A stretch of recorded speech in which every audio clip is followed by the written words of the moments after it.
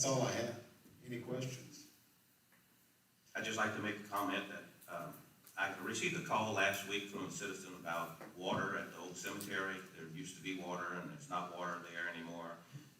That's close enough for them to use, and they wanted to pressure wash. Anyway, I talked to Mr. John and I talked to Peter, and they're working on it and seeing if there's something that we can do about that to possibly get water out there so people can wash their crates and everything. So if you get a call, we are working on it, and it's being looked into. Anybody else have anything for Mr. John? I have a question. Mr. Core? Mr. John, the spray that you're using, does it affect deer flies? Or have Yes. any impact on it? It is toxic to flies, yes, but Deer it flies. is labeled for mosquito control. If flies happen to be out when we're spraying for mosquitoes, it should kill them. Okay, thank you. Something's making them mad, that's for sure. But it's actually labeled for mosquitoes, but it is toxic to flies, bees, highly toxic, and to gnats and midges. So if they happen to be in the area when we're spraying, they will come into contact with it. Anybody else have anything for Mr. John? Thank you, Mr. Allen. Thank you. Next up, we'll have the street commissioner, Mr. Gilbert Ozing. Good evening. Getting everything basically the same. Still trying to keep up cutting the grass, which with all the rain that we're having. We did a few pothole repairs. We filled up some sandbags for possibility of upcoming bad weather, just in case. We picked up debris and trash. We built 4 catch basins. We repaired 1. We installed a 20-foot cover at 1205 West 6th Street. Under the new ordinance. Dug out the ditches and washed out the culverts as well. We trimmed low-hanging limbs and continue to do so for the upcoming school year and the public safety. Cut and removal of 7 trees. That's about it. Anybody else have anything? Mr. Core? Question. I had a work order put in the, I think the 200 block of East 10th Street. For, It was from a resident who was having some culvert issues, Right. blockage. right, we got it on the list and we just coming to it as quick as we can. Okay, and you had mentioned you had washed out the culverts. How's that process? It's coming pretty good. We bought a new nozzle and it's working out wonderful. And It spins it inside of the pipe and pull everything back. what type piece of equipment is that attached to? Oh, the Gusta, A pump truck. yeah, That's the, big truck. with the, Yeah, Tim, them, with the wastewater. Right. Okay, that's the wastewater. Okay, and that works pretty good, better than the, with that big nozzle, yes, sir, it's working out good. all right. Is that being used pretty often? Yes, sir. Great, thank you. Mr. Chair. Yes. Thank you, Mr. Chair. I just wanted to let you know that we just purchased it not long ago. We were doing it with the older nozzles that were intended for a smaller diameter pipe. And we bought this one and it really works really well. And it actually cleans out the lining of the pipe that goes all the way up to 36-inch pipe.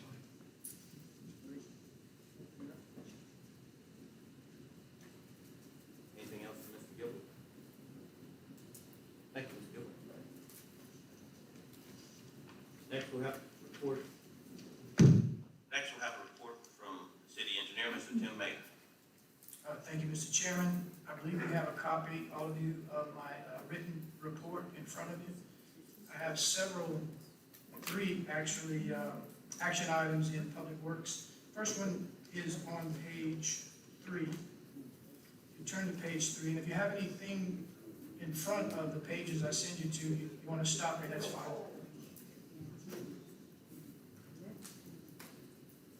On page 3, if you look at where I have the bold B in the left column, in the left margin, this is under the Citywide Drainage Improvements Project. We have partial payment estimate number 13. And I do have some numbers for you to fill in there. I didn't get them until late this afternoon. So as of July 31st, the contract was, and if you'll fill in that, 93% complete by time, contract time, 57% complete by cost, And partial payment estimate number 13, we estimate the total value of work done through July is $2,507,100, I'm sorry, start over, $2,507,018.73. That's 2507018.73. We're gonna withhold for labor and material liens, $125,350.94. That's 125,350.94. So the total amount due for the month of July is $129,440.56. It's 129,440.56. And I would ask you to approve partial payment estimate number 13 in that amount. Motion by Mr. Wilbur, seconded by Mr. Ford. Any discussion? Ms. Stringfellow? Thank you, Chair. Mr. Mater, can you go over those percentages one more time, the first and second? I'm sorry. Sure, yeah. As of July 31st, the contract was 93% complete by time, 57% complete by cost. Okay, thank you. Any other discussion? All in favor? Opposed? Motion carried. All right, next item that I have is on page 6. Turn to page 6 in my report, where you see item J in the left margin. All those numbers I had before the meeting, so they stand as you see there. I would ask you to approve partial payment estimate number 5 to Triton Construction for that project, the parking lot improvements, in the amount of $97,185.97. That's 97185.97. Moved by Mr. Wilrich, seconded by Mr. Ford. Discussion. All in favor? Opposed? Motion carried. Thank you. The final action item is right underneath that one, where you see the K in the left margin. This is the contracts for fiscal year 21-22 materials purchases. And the action that you would take would be to award the contracts for those material purchases based on the official bid tabulation prepared by Mater Engineering. I handed these out to you before the meeting started. They look like this. Of interest, I think most interest to you would be pages, if you look at the bottom right of the pages, I have page numbers. Go to page 5, and 5 through 11, pages 5 through 11 show you a graph that gives you the comparison of this bid opening to going back 2, 3, 4, 5 years, depending on what information we had. So if you look at each one of them, I could just synopsize it for you, is that except for except for polyvinyl chloride pipe, which shot up pretty sharp, all the other bids were either the same or less than they had been in the past.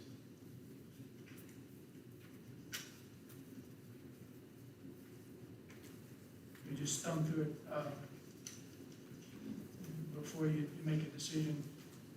If you look at page 9, is the rib PVC pipe of all sizes. What we did was we charted the size pipe that you're most likely to be purchasing. That's the 15 and the 18s. And you can see it jumped up on the 18s. It jumped up from $12.39 a foot to $20 and a penny a foot. And the 15-inch jumped up from $8.99 to $14.02. We didn't get a bid for hot mix asphalt, which, since we're about to get into the street overlay project, that's probably going to be less of a problem for us in the near future anyway. It's surprising that concrete pipe and poly pipe are about the same cost. There's not much difference. That's right, and it used to be that the concrete would exceed the PVC quite a bit. That's what I'm asking you to consider awarding the contracts based on the bid tabulation. I'll make the move as read. Moved by myself, seconded by Mr. Woodward. Any discussion? All in favor? Aye. Opposed? Motion carried. No more action items. Don't think there's anything I need to highlight for you, other than the way I've highlighted it in the report itself in yellow and red. As always, if you review the updates there that I've given you, and you have any questions between now and next Wednesday, please call at your convenience. That's it. Thank you very much. Are there any other action items come before this committee? Any discussion items come before this committee? Mr. Springfield. Thank you, Chair. I just wanted to let Mr. Mayor know that I like the short papers a lot, the letter size. That's owing to Joan. She did that. Thank you, Joan. Any other legal items that come before this committee? Then the committee recess. Thank you, Mr. Craig. Next, I'm going to move directly to Community and Economic Development. Someone is here with us today that has to leave pretty quickly. So, Mr. Reggie, if you could, please.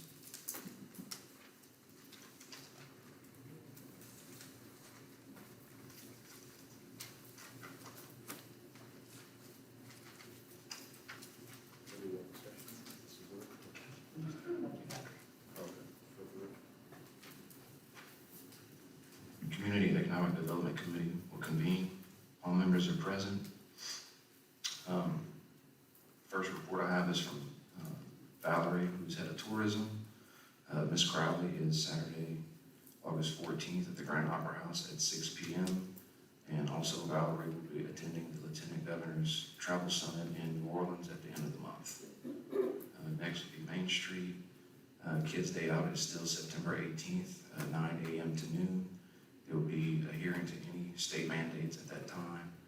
And there's also a new Main Street business, Plain Chain company that does religious home decor and jewelry. Under Historic District, Ms. Florette Bergeron was awarded the Lieutenant Governor's Ambassador Award for her hard work toward the Main Street and Historic District.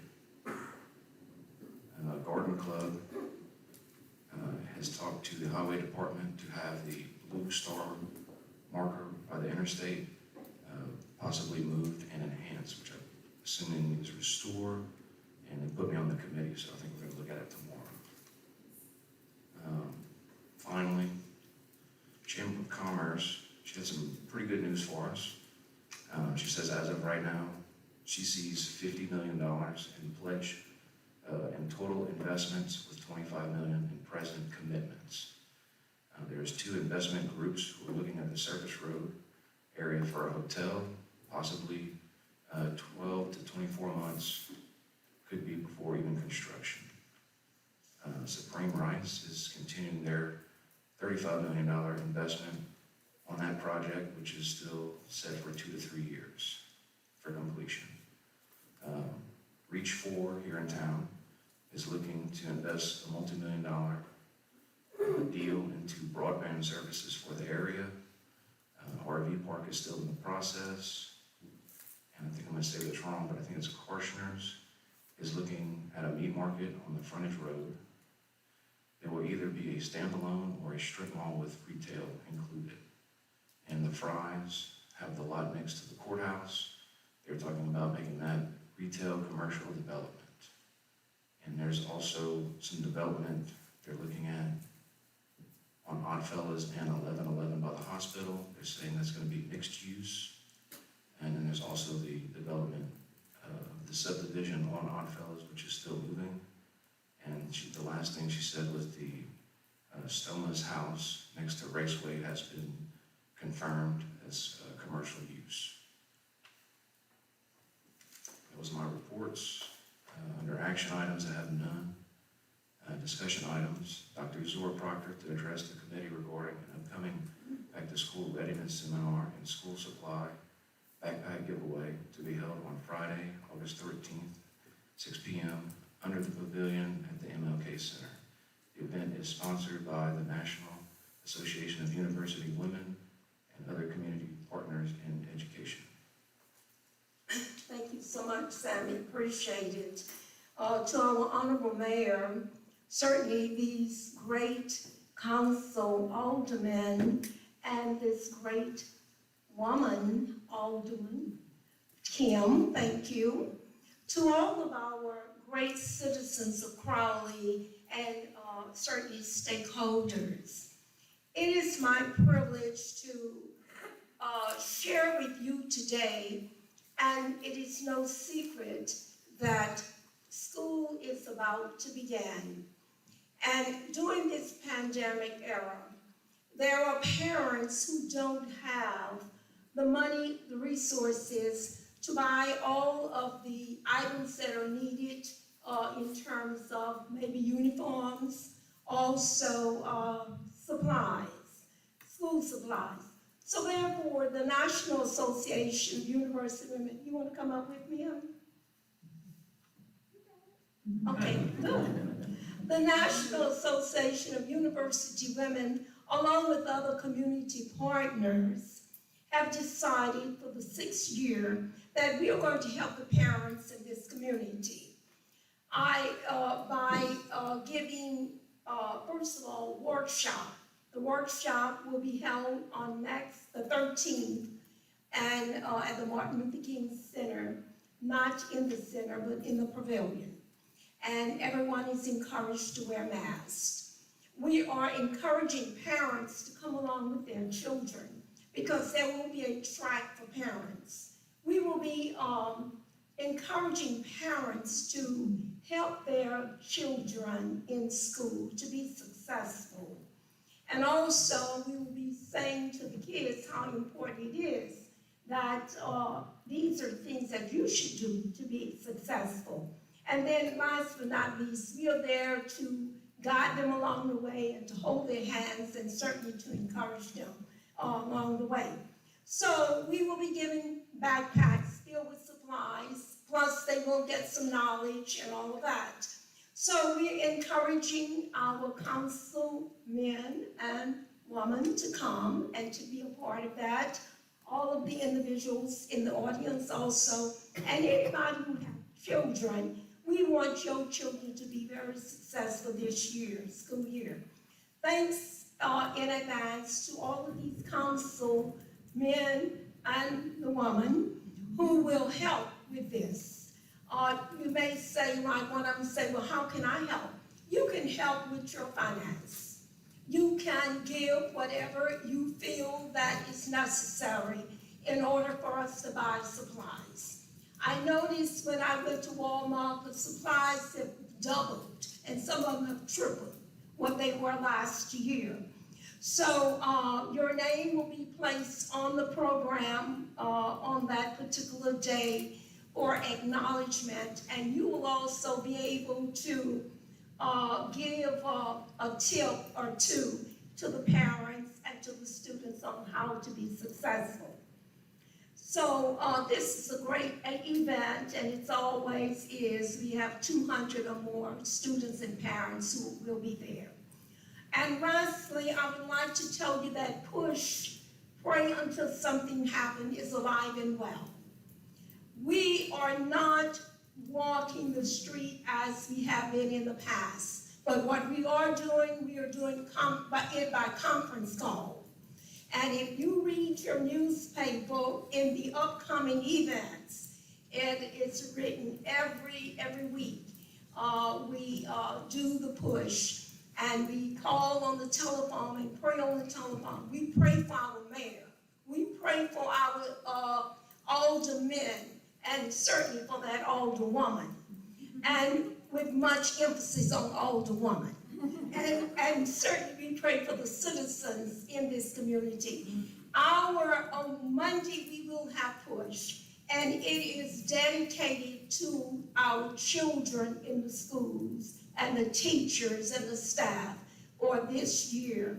We're in a pandemic era, and we know that prayer is needed. So we invite all of you to get on your telephone and join us on Monday at 5:30 for push. We appreciate you. We love you. You are very special to this community. And most of all, you are special to God. Bless you. Thank you, Dr. Parker.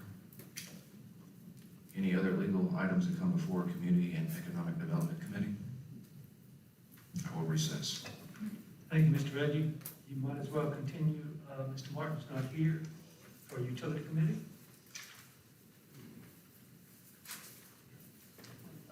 Mayor, Mr. Martin, called us and said that he would be running about 30 minutes late. He should be here any moment. Okay, well, I we just can, want to convey that to you. okay. We can postpone his committee at this time, and we can move to recreation.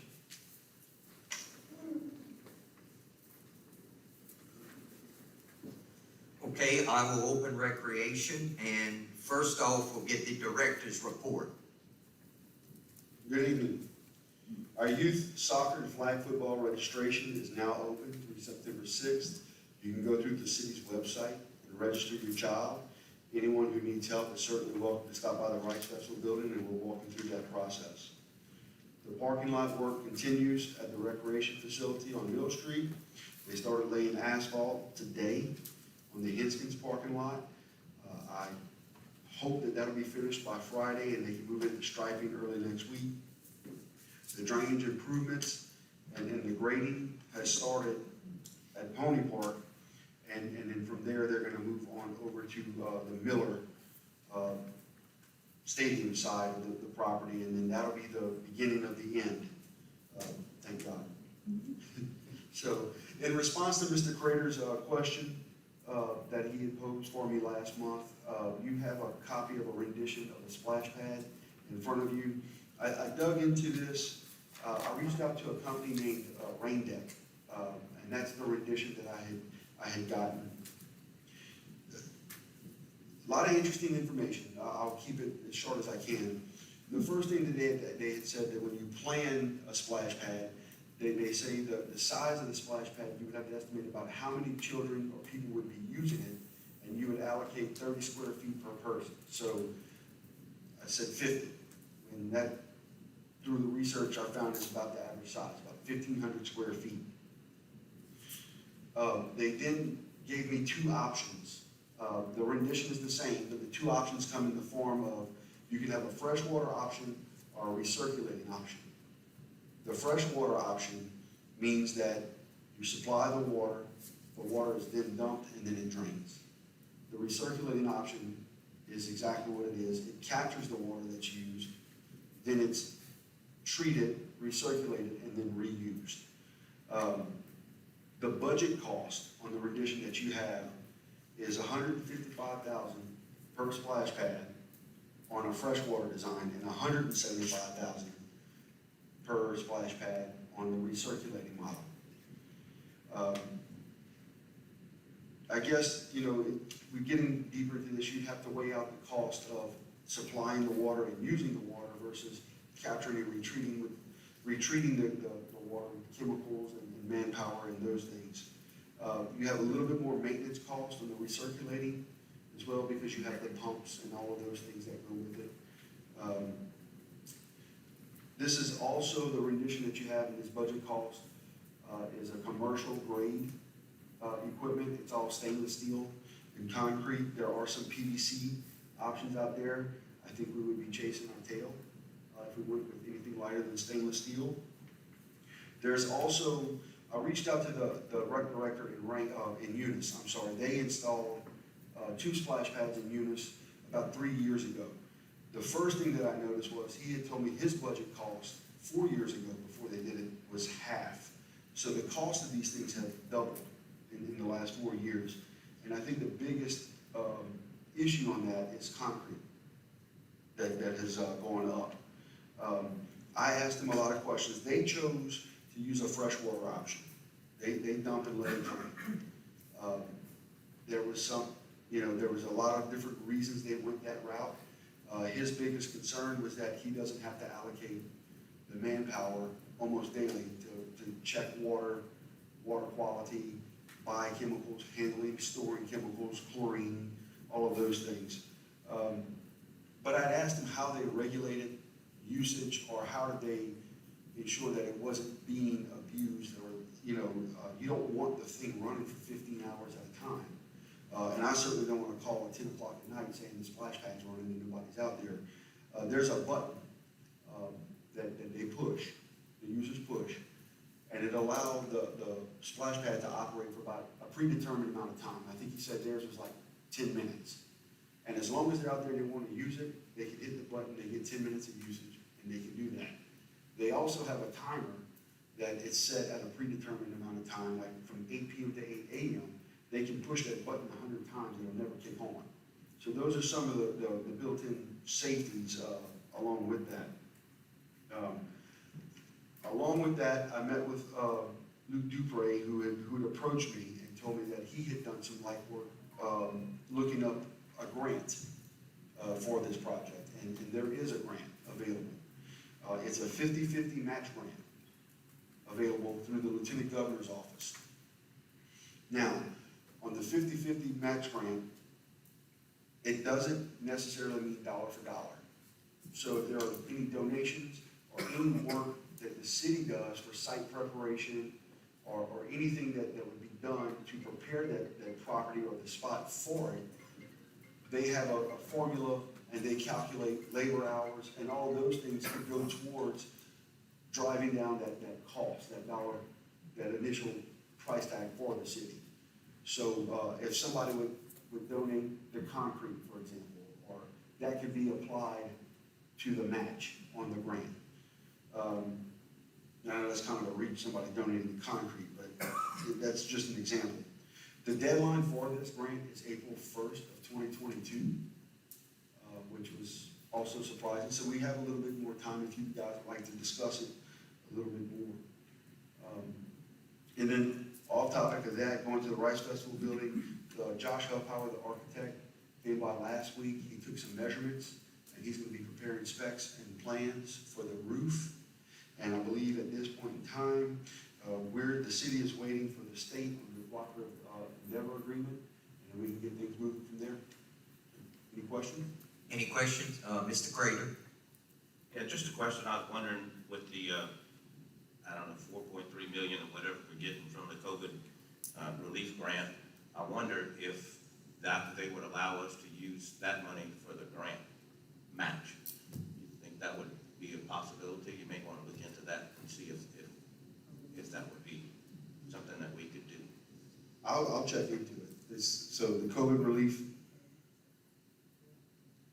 I think it's called the American COVID Relief Grant. It's ARPA, it's called ARPA, I apologize, Mr. Chair. ARPA funds, and I have not gotten the specifics back on that just yet. Peter, just to let you know, Okay. not saying that you can't, not saying that you can, I just have not gotten the specifics. Mr. Reggie? Yeah, I have a question. When I was talking to Amy yesterday, she was asking about signage for the ball fields. Are we working on any type of signage? Like, say you drive up and there's maybe a pole and it says Mustang Field. Are you working on something? Yes, sir. Okay. Field identification, parking identification, something prominent that could be read. That'll be fancy. Mr. Crater? And Mayor, I sent the 150-something page stipulations for that grant to Mr. Mader. I don't know if he shared it with you or not, but that is out and it is available. I did not get what you sent, Mr. Mader, but I do know what Mr. Mader and I have been in conversation with as far as the matching, but it has to be in another part of the infrastructure, which is for sure guaranteed by the federal government of what we can use in particularly that instance. Mr. Mader, you're more than welcome. Mr. Chair, I apologize, I didn't mean to interrupt. Mr. Mader? Yeah, the 4.9 million is ARPA money that's coming straight to the city of Crowley, as it is going money to the city of Rand, et cetera. 4.6. 4.6. The 150-page document that you sent me is about the state's $300 million that they're going to send to cities who can use their local money to match that money. And the mayor is thinking of using the city's direct funds, not necessarily the state's funds. And it's the state's regulations that have come out, but the local regulations have not come out. Anything else? Yes, Mrs. Springfellow? Thank you, Chair. I just have a question.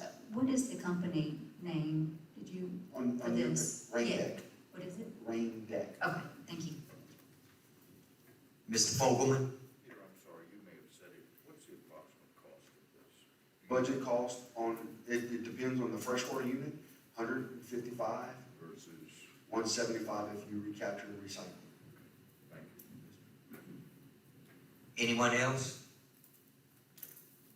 Okay, thank you, thank you. Thank you, Peter. Thank you. Mr. Mayor? I have no action in my report, but the updates are on page 26 and 27. Anything else for rec? Then I'll recess. Thank you, Mr. Greenwell. We're going to continue with utility committee agenda because according to the agenda, it isn't a big agenda. So Mr. Reggie, would you continue, please?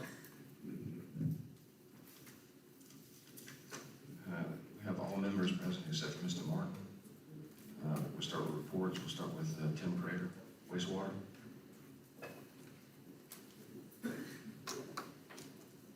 Good afternoon.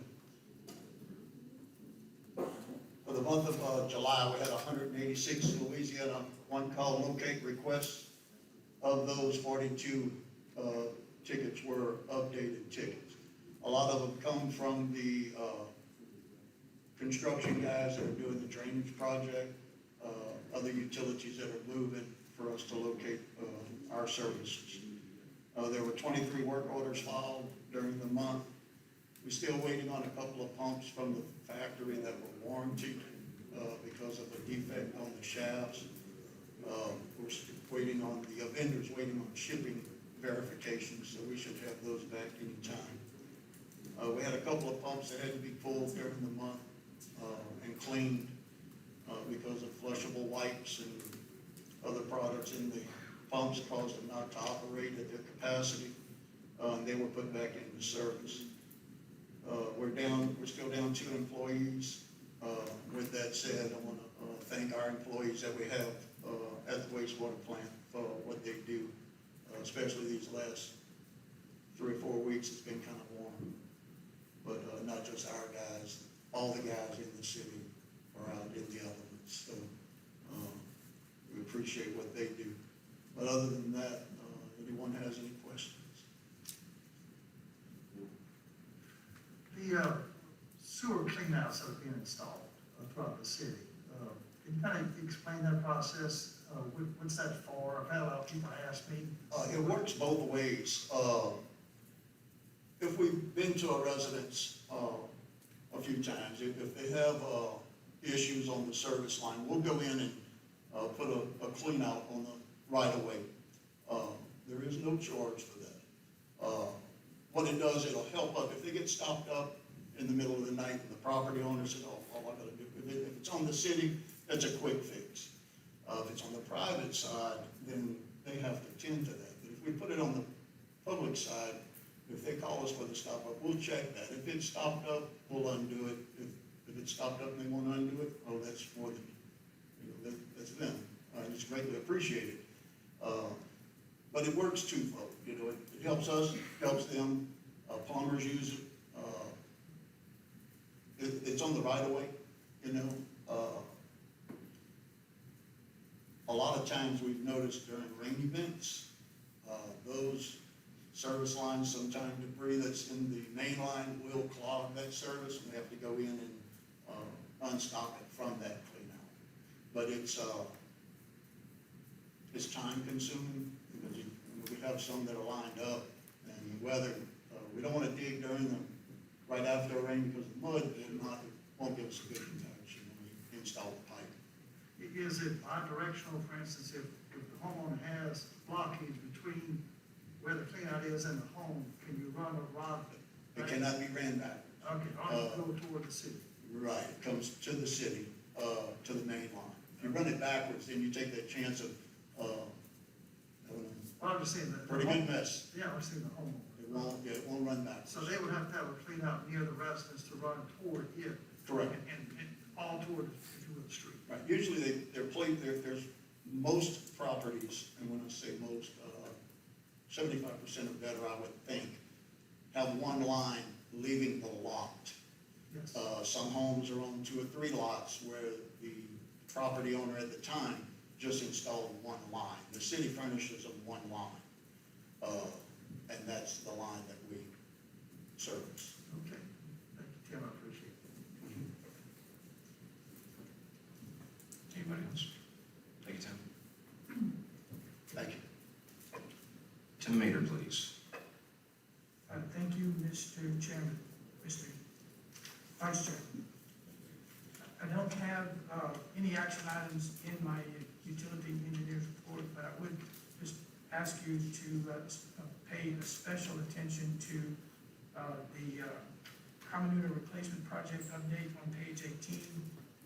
Below that is the UV system replacement project on that same page. There was also an update for the LCDVG project on page 19.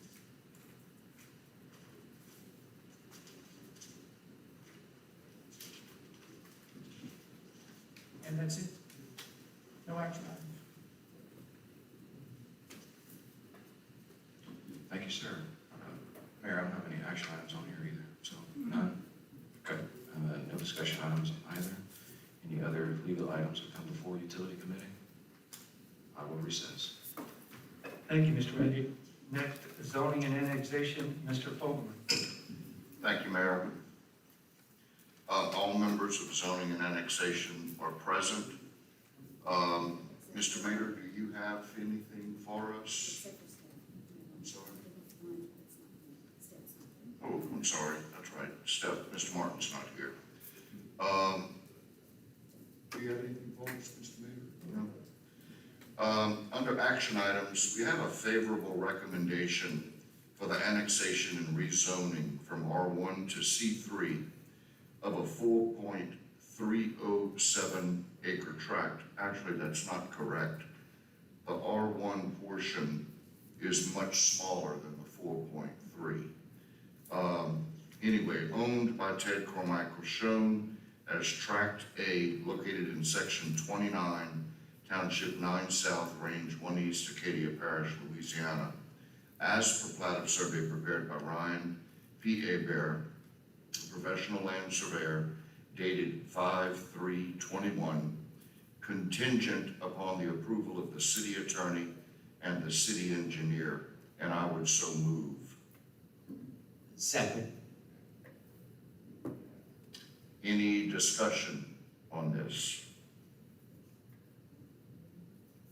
Do you have a copy? I'm sorry, Mr. Primo. No, I was just wondering, has the engineer or attorney been able to take a look at this?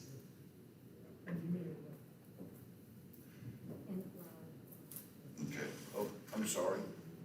Would you identify yourself, please? My name is Kevin A. Put your button, Mr. Kevin. There you go. My name is Kevin A. Gotro.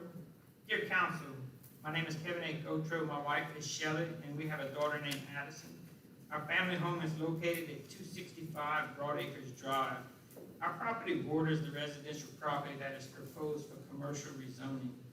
This evening, I bring with me a petition with 61 signatures of the concerned residents of Lawrence Acres. The residents of Lawrence Acres are deeply concerned about businesses encroaching on our doorstep. Our property value is decreasing. The potential for the neighborhood to change with increased traffic, people, noise, and safety issues could potentially make it a less desirable place to live. We already have a large amount of cut-through traffic in our neighborhood. Any large business to be built at the corner of Broadacres and VFW Drive would only add to this unwanted problem. This increased traffic will be noticeable on Blue Lake and Broadacres Drive. This will make our neighborhood less safe for our residents, their children, and grandchildren. and may also increase the potential for crime. Litter is also an issue. Residents who live in this neighborhood pick up restaurant and fast food garbage on a daily basis. This does not need to increase. We have a quiet and peaceful neighborhood, and we would like to keep it that way. For these reasons, the residents of Lawrence Acres would like to ask the council to oppose this residential rezoning.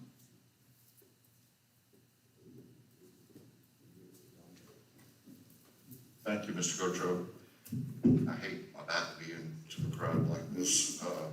Is there anyone else? Yes. Yes, would you identify yourself, My name please? is Hope Rosinski. I am the daughter of Shirley Rosinski. Her address is 239 Broad Acres Drive. I am joined with my sisters, Faith and Shonda Rosinski.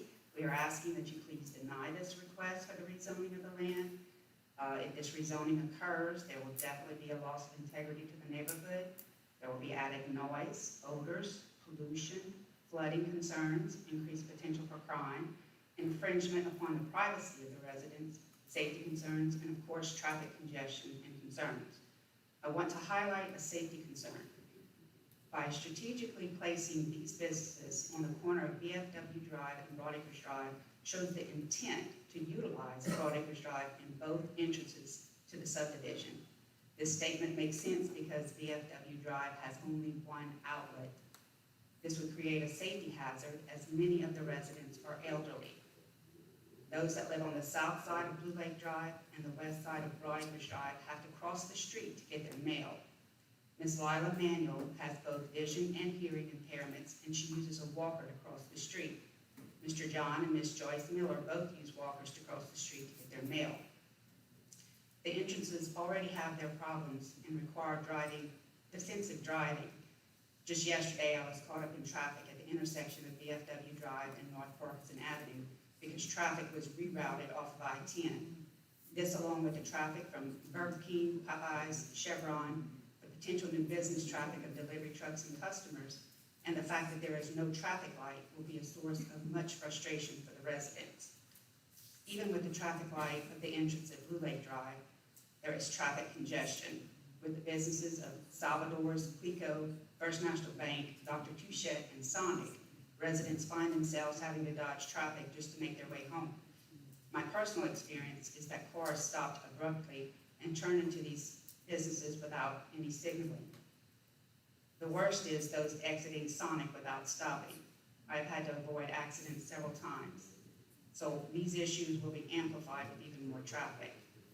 There are many other desirable places in Crowley that can better accommodate these types of businesses and would be more pleasing to their customers. For one, Rice Capital Parkway has access from both exits of I-10. We are asking that you please honor the people in this petition and their request to deny this application. Thank you. Anyone else?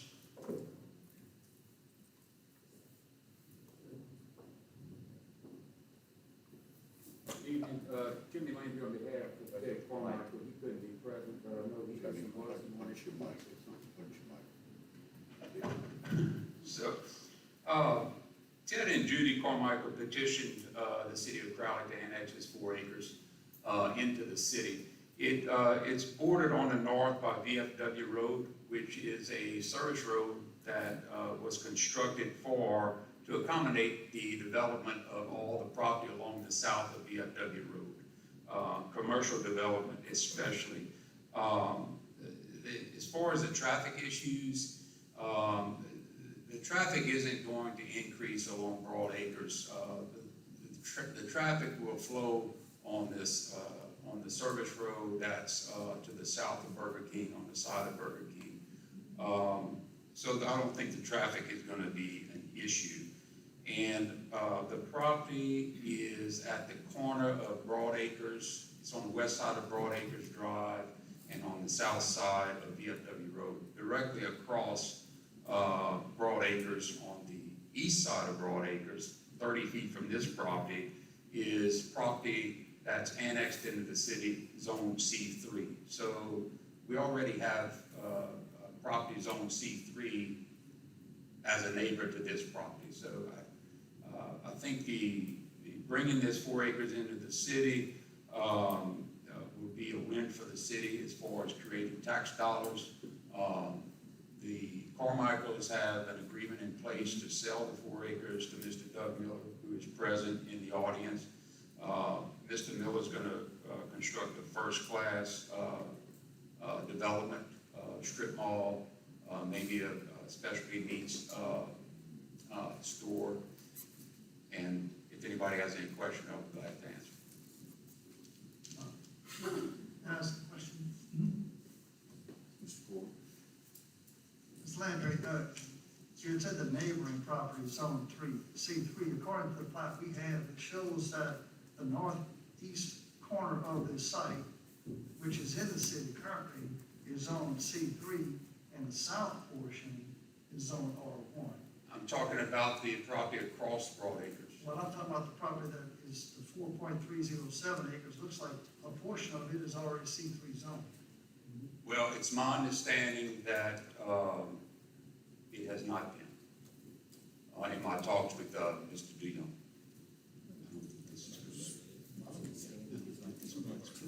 Yeah, I didn't know it was 4. The total. Because Yeah, but not the little piece that they're going to change. It's like 1 point something. So this is a big one. That's a big one. This is the portion.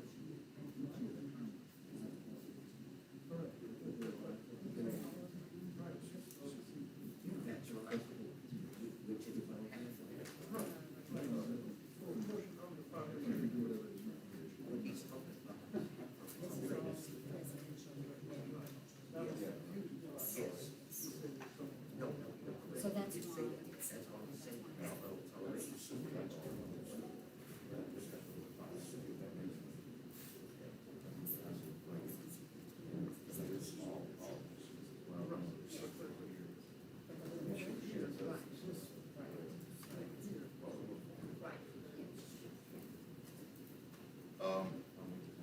Anything else, Mr.? Mr. I Foley. believe that's it.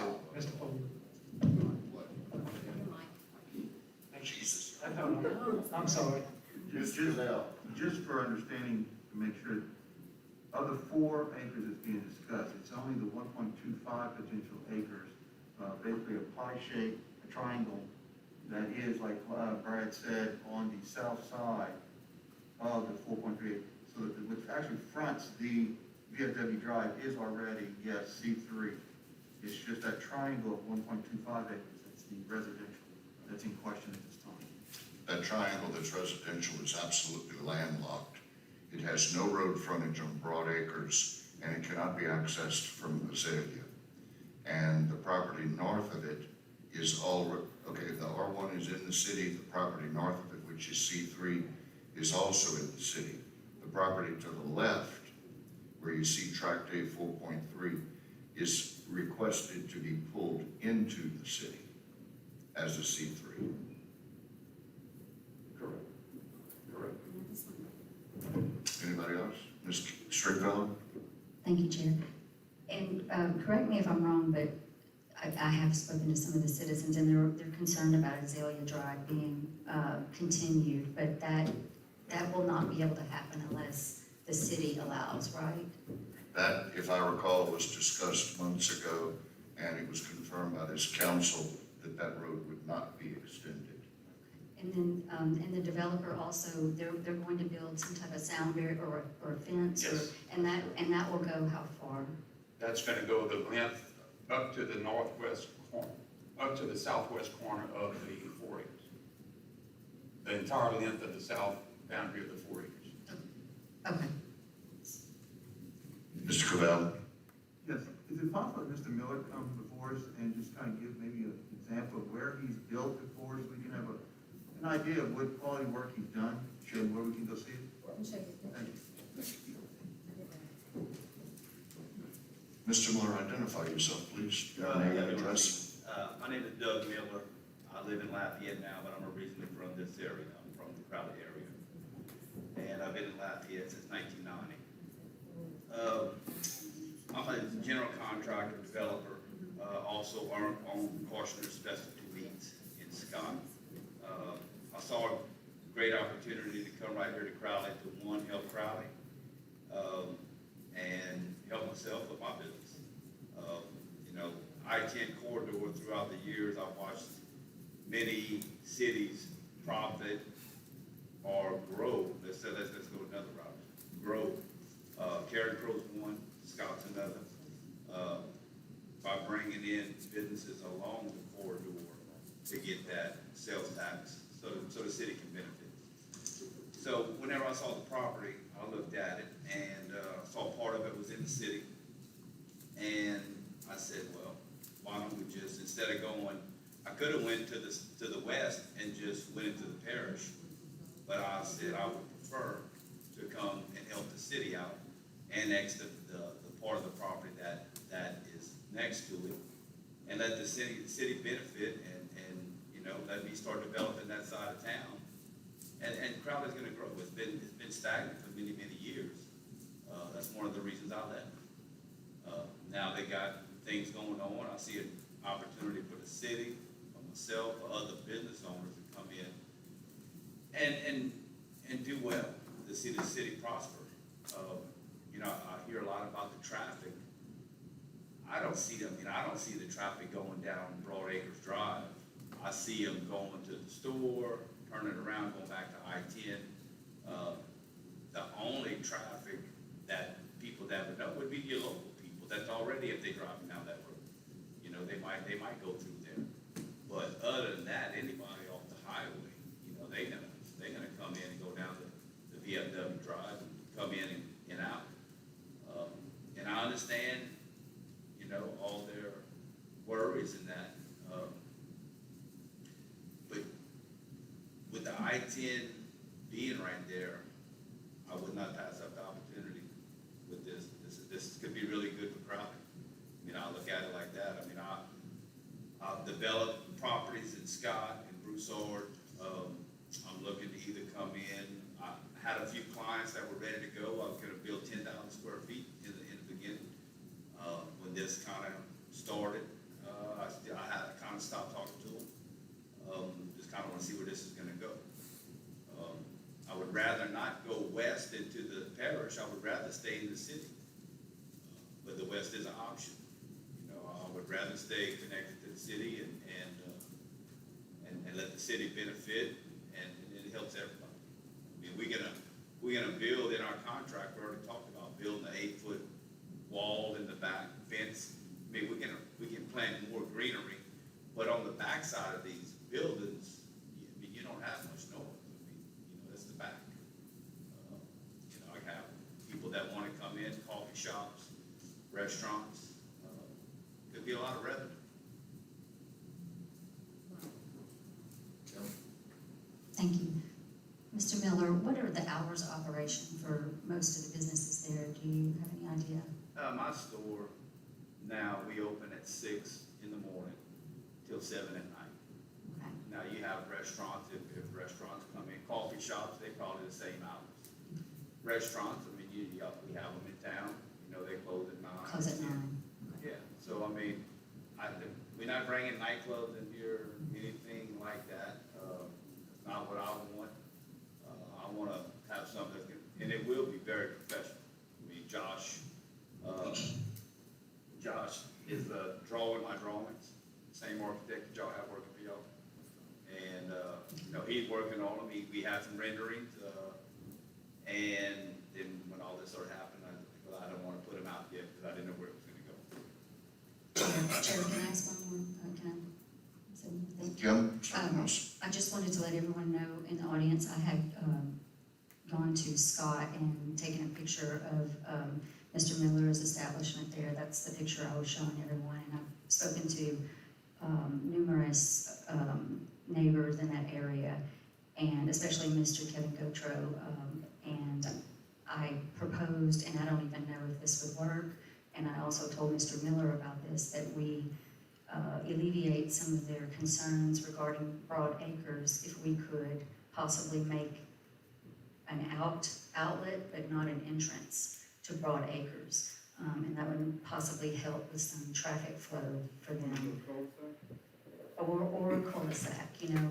I also talked to Mr. Duyon, and I at first wanted a cul-de-sac And after speaking to Mr. Tony Duyon, he suggested actually the way out, but not a way in. So, and of course, I guess that would be the city that would do something like that. But just to alleviate their concerns that trucks or whatever, because they don't want any more traffic, on Broad Acres.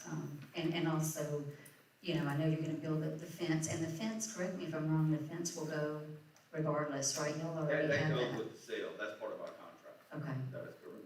okay. Also, Mr. Chair, if I may. Mayor, Yes, on all commercial property in Crowley, there is an ordinance where commercial property owners have to have some type of an easement with a wood privacy fence from 5 to 8, no less than 5 and no more than 8 feet, and it has to be done. Mr. Duyon told me it was 10 feet. Are we sure about, or we don't know? Okay.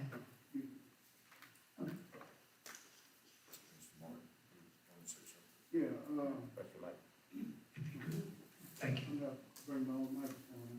I fixed it. Oh, yeah. I wonder what the problem is. not on, push your button. No, it's all- Mr. Miller, Yes, you know me? Step Martin? You know, Yes, sir. I am also a developer. Okay, got it. And basically, the reason why I'm late, believe it or not, I was in this area. And I'm thinking that the meeting was at 6 o'clock. I want to apologize to everybody. I mean, we just had a meeting, so I'm thinking, well, it's got to be at 6 o'clock. Question, just what you talking about the fence, the 10 feet can be the rear of the building. Okay, the set aside on both sides, I think, like the mayor said, 5 to 8. But, Kim, you did talk to the property owners? Okay, well, Some of them. right, well, I had a chance to talk to a few of them as well. And, I want to let everybody know that we range from F to A. All right. You know what your rating is? What's that? You want to know what your rating is through the development? Oh, committee? I don't know. Well, I'm here to tell you, you got an A rating. Great, thank you. The people I spoke to, matter of fact, believe it or not, I guess I'm biased, but I go to his shop all the time. In fact, we talk on the phone, I tell them I frequent the shop. But listen, when it comes down to housing and commercial endeavors, the city needs everything that we can get. But we also have to look out for the quote-unquote, this required space. But people have to understand, if you living on I-10 right now, it's just like the same thing when you're living on Highway 90, any thoroughfare where there's a lot of traffic, there will be change. Okay, everybody wants to live in the quiet suburbs and everything, but commercial districts, and when you're in that I or that C type area, industrial or commercial, be prepared for in and out. But, I wholly endorse you, your project. Thank you. And Thank you. I talked to a few of the guys, and, they don't know you personally, but they know your reputation. So if the council is worried about his integrity, I could be one to, give him an A on that. Thank you. Thank you very much. Is there any, Mr. Ritchie? So it sounds like you're coming regardless, if you get this or not. well, I mean, I guess what I'm saying is, that if you're already gonna be here, technically, I guess you could go down the road, it'd be in the parish, we wouldn't get into the tax revenue. that's correct. And then, because you'd be in the parish, if you wanted to put a nightclub there, you could, nobody could really do anything about it. And then it'd still be a bunch of traffic and stuff. But this way, you'd be at least in the city, and then you'd have to adhere to the city rules and regulations. That's correct. So, That's correct. And you know, I debated whether to let you know, but I mean, I think people should know, because, I mean, it's, I'm coming in with a first-class building. It'll look very nice. I think everybody will be very pleased whenever I'm done. The business will help the city. You'll have the best boutique in town. You'll have, nice restaurants on the highway that'll flourish instead of closing, because they can't get the revenue. And that's the secret. I mean, the secret is you gotta be on the highway. If you're on the highway, you can stay open. You have enough money to keep your building looking nice. The other than that, they struggling just to make payroll, so they can't clean the parking lot. They can't do what's needed in their building. You can't have nice restrooms inside. And it just makes it too hard. So, I mean, that's, you know, I hope that everybody here sees it, you know, and again, I'll work with anybody in the neighborhood to do anything to make it better. If we're doing anything not correct, we're gonna make sure we're gonna fix it. You know, so I'm willing to do my part and bring, you know, some good business here to Crowley, and I love to see the city flourish, and I think this is a good step to get it going.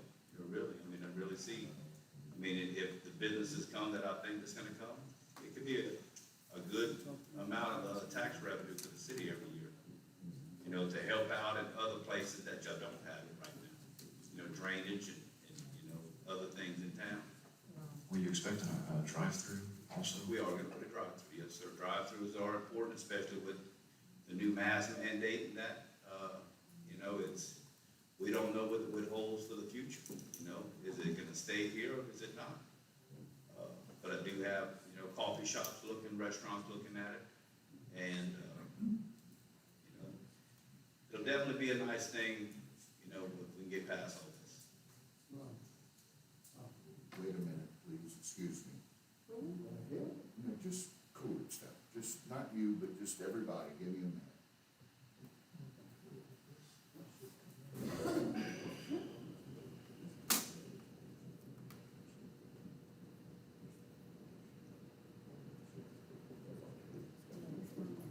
Yes, I think.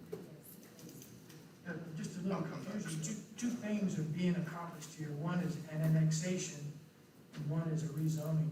If you look at the plat in front of you, you see where it says tract A, 4.307 acres?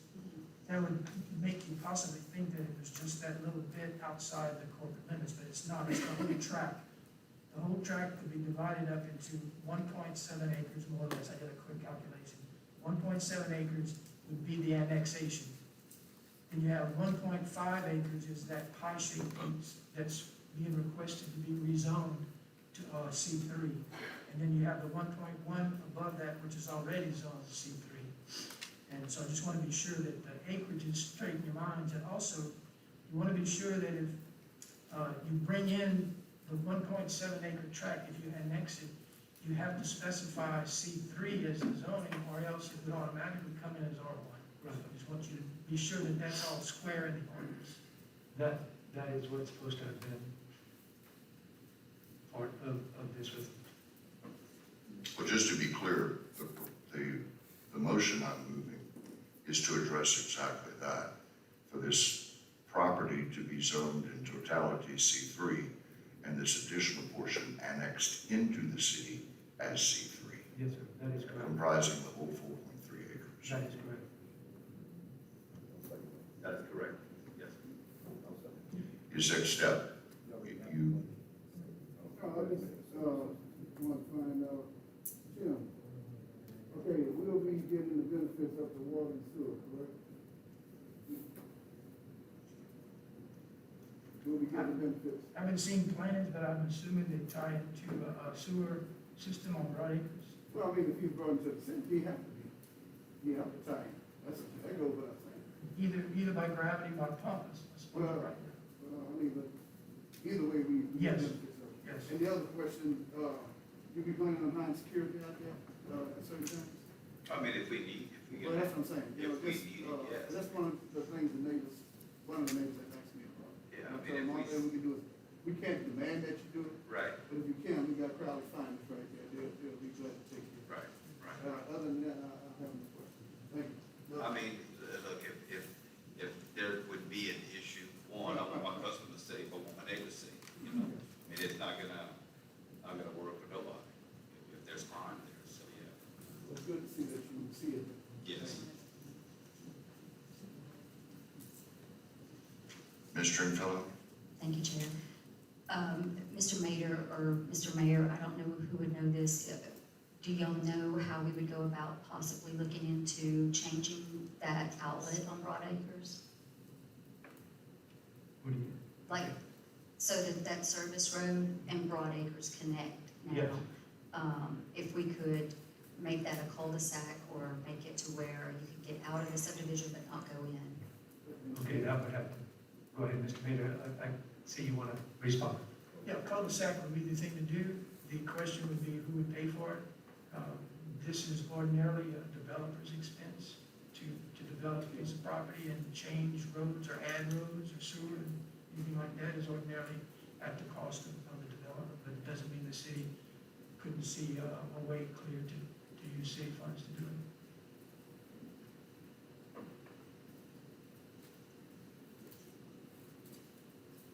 it. Mr. Miller, I want to thank you for entertaining coming to Crowley and for proposing this. I know that something like this does not always fall positively with everyone, but I don't know that the problem's going to be of the magnitude that it could be. I think if it becomes a problem, we can possibly address the street business, but until that time, it's a mute issue. I think it's dwarfing potential growth in Crowley, and we don't have the best reputation for inviting businesses to this community. And so, I don't know, guys, I think this is a positive move in just about every respect, and I thank you for coming to us. Thank you very much. If you have any other questions, y'all have my number or whatever.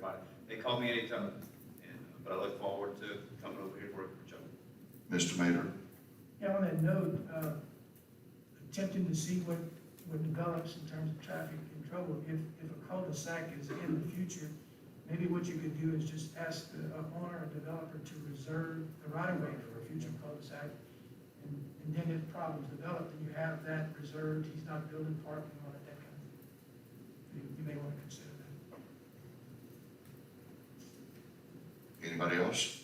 You know, talking about a cul-de-sac right there, you know, I mean, I'm trying to see, where would you want to put the cul-de-sac? I mean, we can't make put a cul-de-sac on the main VFW drive. I mean, is that what you're talking about, or?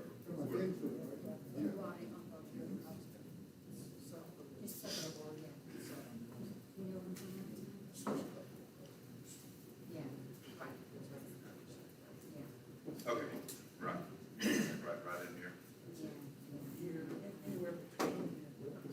Right. You know, because what, I mean, my vision is all the traffic here, come in here, okay? Some, they would come around the building, go back out here, but there would be an exit out right here. And main entrance is gonna be on the front. Yes, correct. Main entrance will be here, probably right here, because there's gonna be one building here, one here, that would come in and go across here, go there, go around here, and then, yeah, we would put an exit right here. Okay, well, you didn't understand what he said about reserving, right away. I mean, In other words, just in case.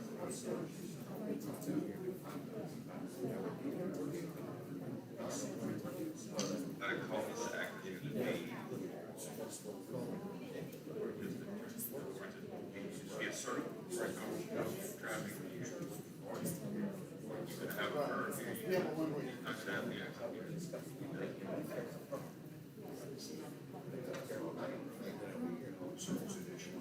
Right, okay.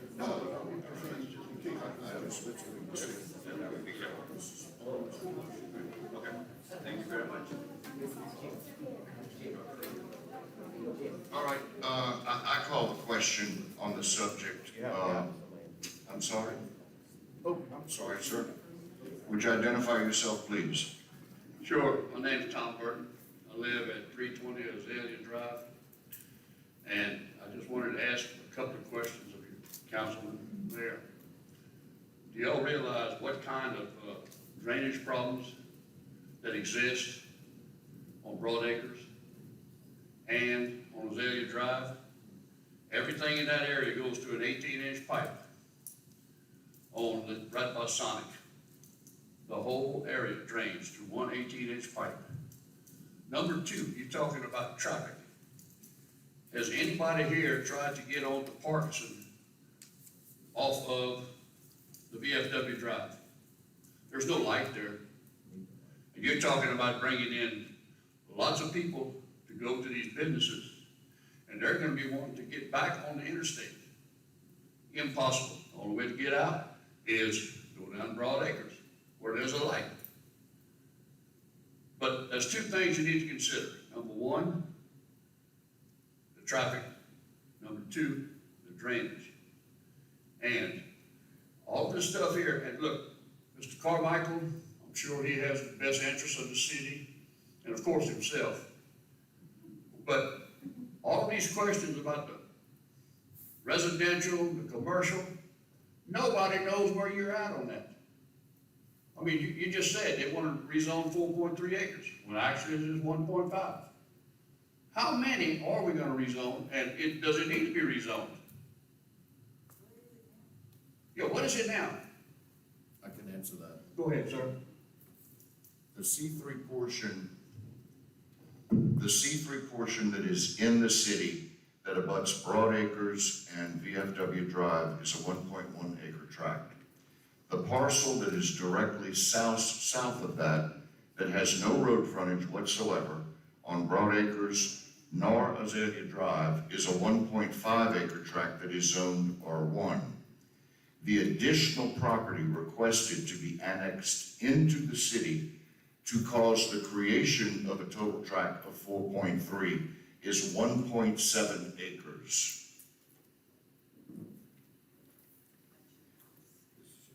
Where's our house? You live right here. This is in the city, this is a corporate line. This is the part that you're trying to rezone. This needs to be rezoned, there's no road frontage, it's dead. Well, okay, here, it's dead right here. It's saying it will not be extended. I do have a question then. In other words, I was told that once this is residential and everything behind it is residential, and then it's commercial on the other side, this cannot be rezoned It can by the council, by the council. What about legally? by the council. Well, okay. Consider the traffic and the drainage. Because I guarantee you, it's gonna present a problem, especially the traffic. All you have to do is go down VFW Drive and then try to get on the parks and get back on I-10. Well, guess what? Those people that go into Popeyes, they don't wanna let you in. Mr. Chair. Thank you for your time. Thank you. Thank you, Mr. Burke. Mr. Chair, if I may, Mayor? Mr. Baylor and I have a meeting coming up with DOTD, and it can be requested. And we can request a traffic light at that particular area.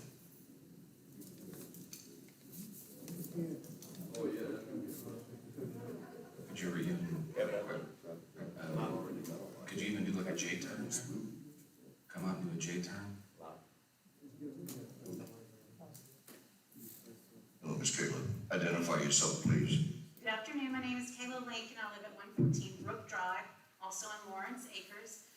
I'm here just to bring a couple of things to your attention that you've already heard from many of the other residents. Mr. Miller, I have no doubt that you'll bring a quality development to Crowley, and I understand that we're sorely in need of development, and that is your job as the council to support that. However, I am grave concerns about rezoning an R1 property to a heavy commercial rezoning. And that's a problem for me. I understand it's inevitable. We're gonna have development along the service road, right? That's gonna happen. It fronts I-10, it's meant for development, it's already zoned commercially. I think it's smart for you all to annex that and continue to support that development. But I don't think you should support the development, the rezoning of the R1 property to C3. And Lyle, I understand what you're saying, that it's dead. It's not. There's Azalea runs directly into that property. There's access there. I live there, yeah. I'm well aware of what the property looks like. But if you could understand the perception. If I'm to go off of a plat, it's not access, it's not. Azalea fronts the property. It's adjacent to the property right here. This is, I don't know, well, It is 100%. This road runs to this tract of land, 100%. So it's not dead. That piece of residential property has frontage that is directly at the end of Azalea Drive today. So the rezoning, to me, is the portion that I'd like for you to consider. Again, I understand we don't wanna stop development, we know that's going to happen, we can't avoid that, and, you know, we like having a local developer like Mr. Miller in charge, we think he'll bring a quality development. I have the same concerns though, you all need to strongly consider a traffic study. It is inevitable that there will be a traffic impact to Broad Acres Drive, a street that cannot currently handle more traffic. If any of you have been down there, or if you've tried to leave, you know, one of the local establishments there, you cannot deny that this will bring additional traffic that will be a problem for ingress and egress on Broad Acres, and there will have to be something addressed at the intersection of VFW and Parkerson over time. I would expect that to happen, but you've got to protect Broad Acres in the process. So I hope you'll consider those two things. I think the drainage issue, I'm glad that was brought up, is definitely another one to look at. But the rezoning of residential property to C3, that's a pretty strong shift, right? That's heavy commercial. I'd ask you to strongly reconsider that. There is plenty more property that fronts VFW that's already commercially zoned, that can all be developed.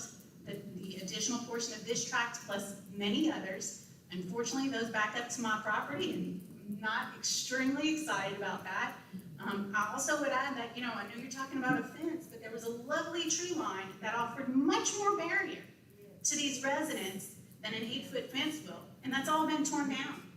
So to say that we are concerned about protecting the privacy and the integrity of the neighborhood goes against what's already been done.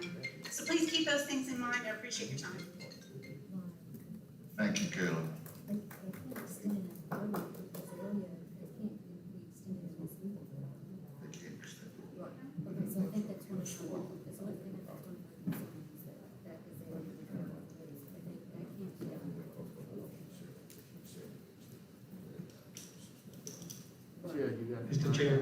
Mr. Chair. Hi, Shonda Rosinski, I'm here from my mother. Shirley Rosinski lives on Broad Acres Drive.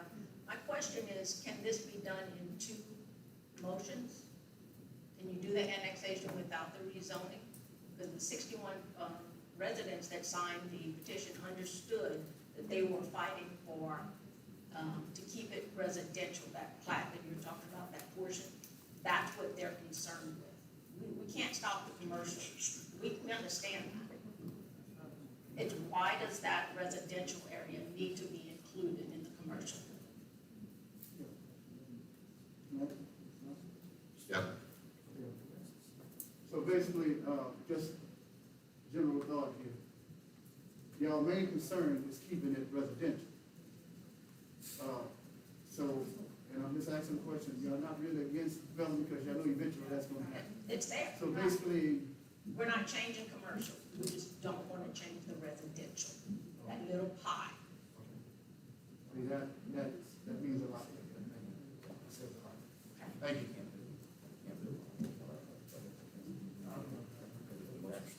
Ms. Rosinski? I need to interject. The roads are terrible. Broad Acres, Blue Lake, you know, it can't handle traffic like it is. So, and we do have the concerns, and we'll always have the concerns about traffic. Just to say, you know, I personally don't know of a cardiologist on earth that would like precautioners. But, you know, I'm not the general public.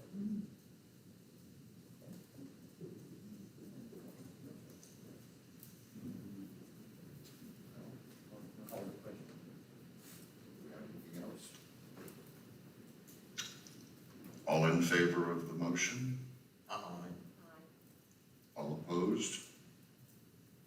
The motion carries. Thank you. All right.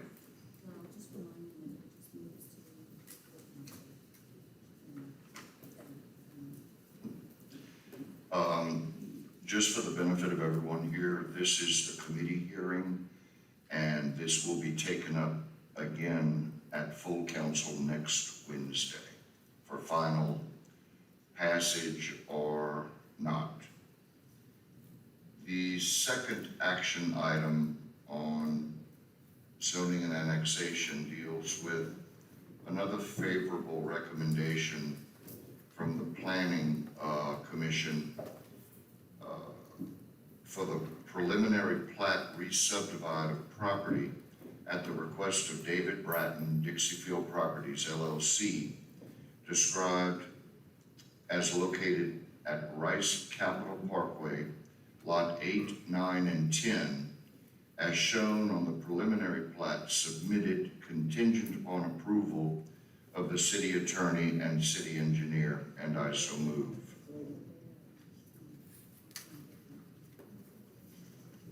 Who seconded? Mr. Martin. Mr. Martin. Is there any discussion, please?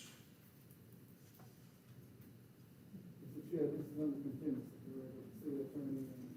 Yes, yes.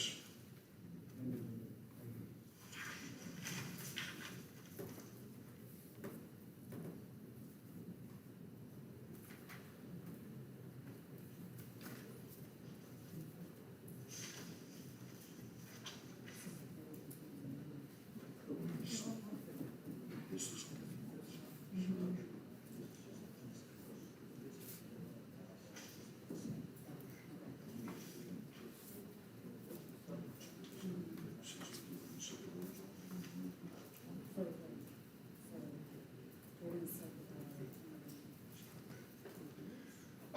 Has everybody seen the plat on this?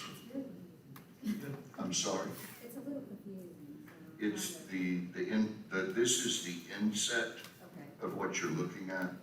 This is the north side of the service road where it currently sits right up against Cherokee. Okay. What's the dark area? Is that anything? It's the three lots that are in both black. Yeah, that show you. Is that anything? Oh, okay, okay. Yes, that's the frontages. That's what, go ahead. Okay. Okay. Right. Favorable recommendation by Planning Commission. Any questions? Any other discussion?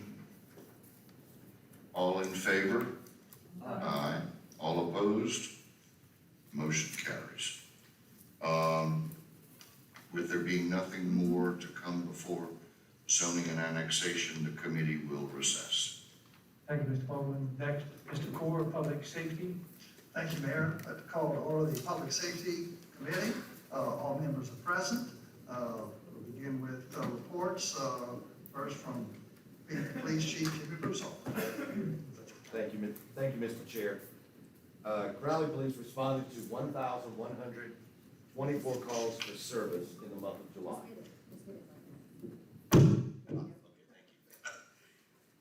Crowley Police responded to 1,124 calls for service in the month of July.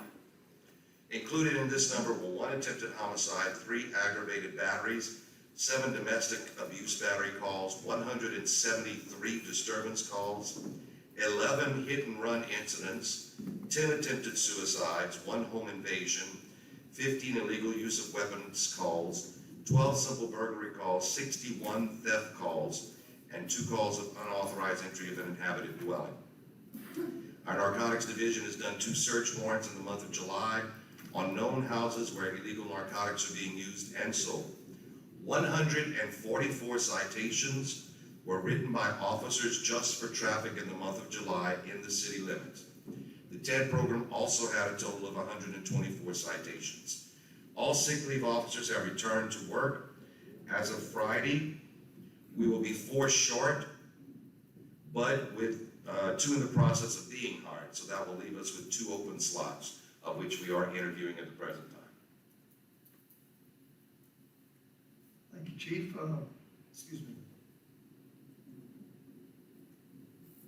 Chief, a couple of questions. Yes, sir. As concerns, what is being done to address the rise in criminal activity by juveniles in your department? Actually, I instituted an order to the officers that, using their discretion, of course, if we have a juvenile that's messed up once, they can use their discretion. But if we have one that's continuing, they are now ordered to cite the parents for improper supervision of a juvenile. And the parents will have to answer for it before city court.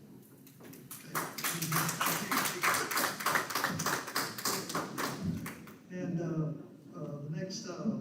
been some complaints about business owners in the downtown area along Second Street concerning loitering after hours, illegal consumption of alcohol, and businesses that don't have an on-premise liquor license, and also within the, upon public streets. Can you kind of tell us what's being done there? Yes, sir. Now, some of the businesses have employed, to my knowledge, security. I'm not sure if they're still doing security. But officers have been instructed that, you know, people are to go inside if they're going to consume alcohol inside the establishments or within the confines, because I know some of the establishments have maybe back areas, but not to be on the streets consuming alcohol. Right, and I was referring to the public. Right, and- Rights of way in streets. Correct, and loitering after hours, we make sure that at least a couple of them, now, I mean, most of our businesses downtown, adult business, you know, establishments, usually close very well. There are a couple, but our officers have taken to when it closes to, you know, make sure that people are leaving and they are not loitering. The other part that would come about is if they're parking on a certain business's property and they don't want them there, if, you know, the business has every right to call a record service, but they would have to establish some norms, you know, with us. If they said, you know, they'd have to like put up a chain to make sure that people don't park in their parking lot or something like that, you know. But they always have the option of calling record services. I know of, might be Lafayette, and don't quote me positively, but I know there was one place that they had records on standby. They were just picking cars up left and right who were parking their spaces. I think there's some confusion because a lot of the private parking lots have signs, no loitering, no parking after hours, and they expect the police to go out there and handle that situation, but as you just mentioned, the property owner needs to either have a record service engaged. Correct. To handle that. It's sort of like handicap parking, and you know, a lot of people talk about it because I get as frustrated as everyone when the few times that I do go to Walmart, someone may not be handicapped, is parked in a handicapped slot. It's a business with a private parking lot. We can only go if they call us. Now, the handicap slots here on city streets, yes, we can write for. Thank you. And lastly, a few business owners downtown that have individuals that appear to be impaired or drug induced and with unacceptable behavior in front of their businesses. And can you kind of give us some guidance on what has to be done there? Sure. In fact, I met with one of the local business, I met with the gallery yesterday to talk to them about it. You know, if someone does come in, we're not sure if they have mental problems or if they are induced by some type of narcotic or alcohol even. If they feel uncomfortable, they can call and just say, you know, suspicious person, or if not, I told the gallery yesterday, if they just call and say, hey, I'd just like a walkthrough. One of our businesses that's now closed down, but used to be very active, and they had a lot of people who were doing shoplifting would call us and say, hey, we need a walkthrough. So our officers would just go in and walk through it, and it would be a deterrent. So if they call for a walkthrough, we can do that as well. Thank you, Chief. Thank you. Any other questions for Chief? All right, thank you. Next we'll have the report from Fire Chief Luis Romero, and I don't think he's able. Mr. Chair, I apologize. Fire Chief Luis Romero is out of town looking at fire equipment, and he said he would have a report ready for next Wednesday's meeting. Okay, thank you, Mayor. And we'll move on to Code Enforcement Officer Tony Duhon, who submitted his report to me, which I'll be happy to read.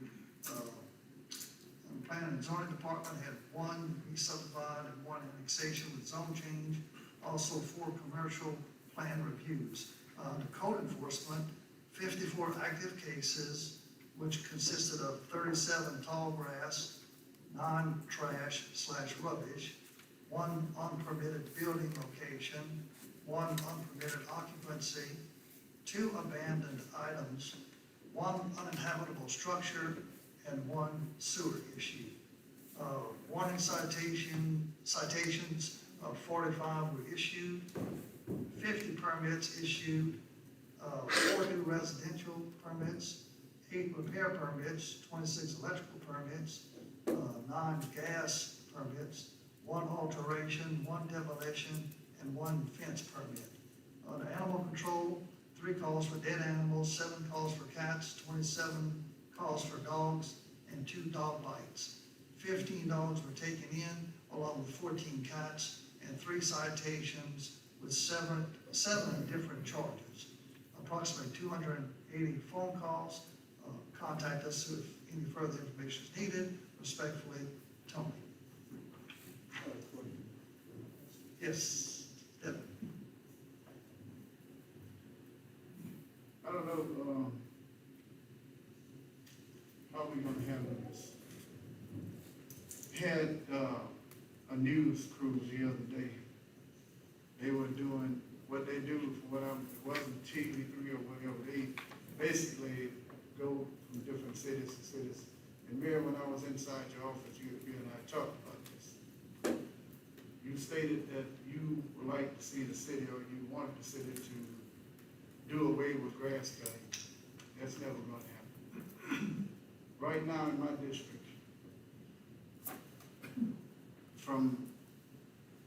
and I'm gonna say this without any hesitation, from Weston to going down 7th Street to the railroad track, there's 9 lots that are overgrown.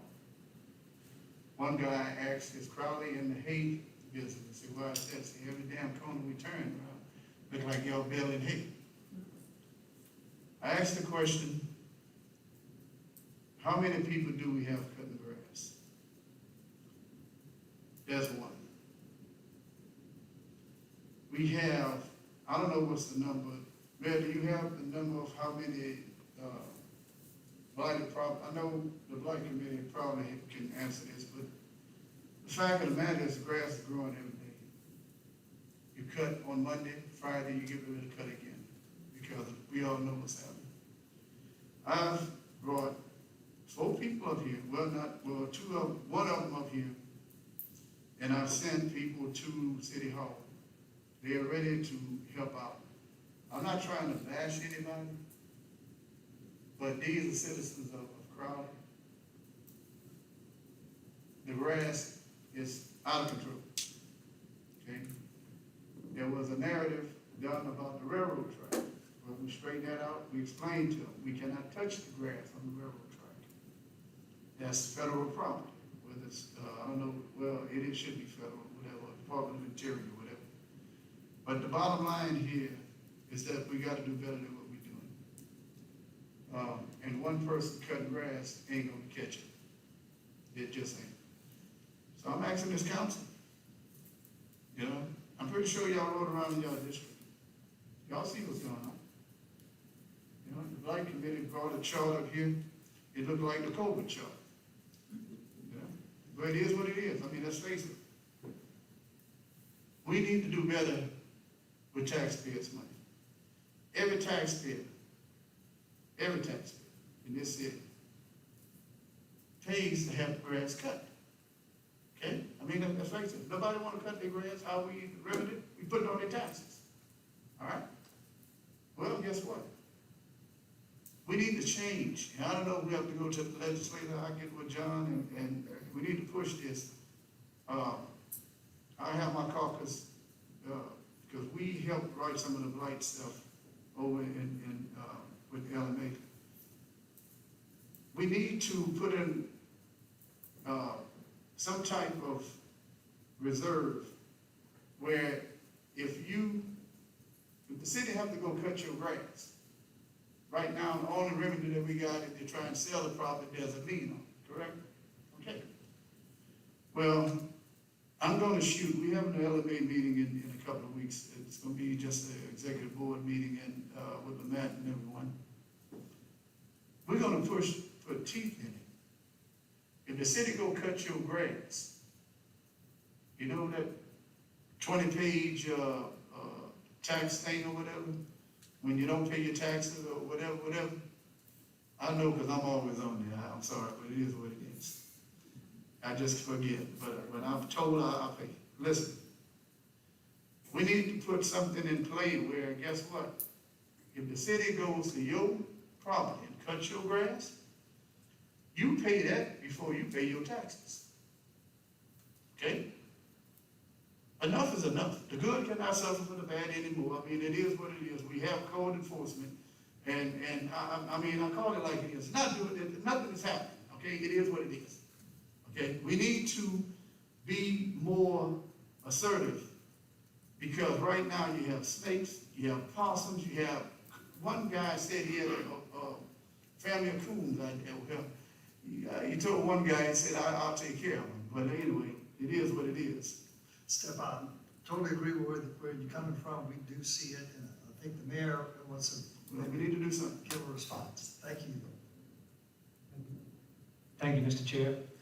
I just want to let you know that, that we are doing something, and we have more than one person that is cutting grass. Our code enforcement, and I want everybody to understand this, that our code enforcement allows anyone who, if a council member, I don't know if you should be doing that or anything, you shouldn't be recommending people, but if someone wants to come in and they want to offer their services, they're more than welcome to fill out applications. They're more than welcome to give all the information necessary to be able to do this. They have to be certified to the Secretary of State. They have to have a certificate of insurance. They have to have all of these things to be able to work for the city of Crowley. All right, so next, we do have something in place, and we see where it is working. We are giving citations. As a matter of fact, people are calling and complaining why they have to go to court and pay for it. And that's what we're doing. We're giving citations. We give a warning. They have 5 days to comply. If they don't, we're gonna go cut it, and we're gonna give them a citation. They go to court, they have to pay for that, and they have to pay for their fine. And they have to go to court, and it is beginning to work. So I just wanted to let everyone know that it's just a beginning process, and we're gonna conclude with it, we're gonna continue with it, and we see where it is working. Thank you. Thank you, Mayor. And you mentioned when you engage someone to work for the city, you're talking about as a contractor, correct? That is correct. That is correct, that contractor.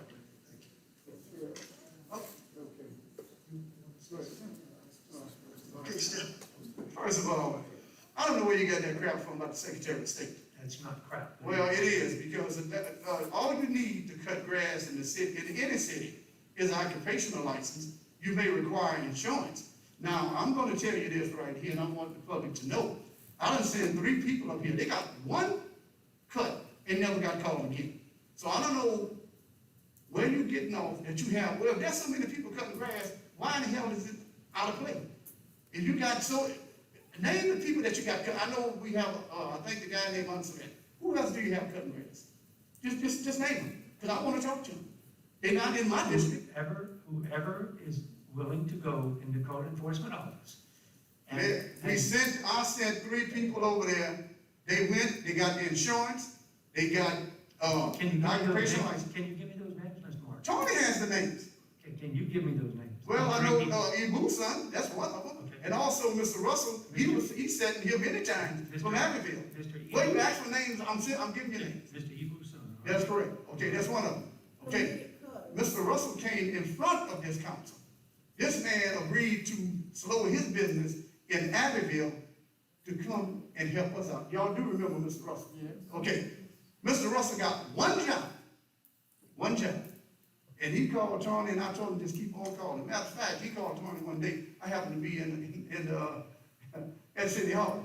That phone ring. Ain't nobody pick up that damn phone. But my thing is very simple here. You claiming that you have these people cutting grass, okay? I say it one more time. The blight committee is out there. I don't know where they cutting grass at. And this other thing about going to the Secretary of State, there's no such thing. You need an occupational license and insurance. The only reason you go to the Secretary of State if you want to file an LLC. That's the only reason the Secretary of State comes into play. I deal with that every day. So let's not try and BS the public with that. No, we're not trying to BS. Well, that's what you're trying to do when you Mr. tell me Mark. you have to go to the Secretary of State. Mr. Chair. Order, please. We're gonna hear from Cam in just a minute, and let him give us an update. But thank you for your concern. Step up. I agree with you. Things need to be done with tall grass out of the city. Next, we'll move on to the discussion items regarding item number 1. The chair was informed that a representative of Isaiah decided not to attend once they realized their request was on the agenda as an action item, and we'll get to that following the next item. Sorry, Kim, what's it? Number two, we'll get a monthly update from representatives of the Citizens Against Blight Steering Committee at this time.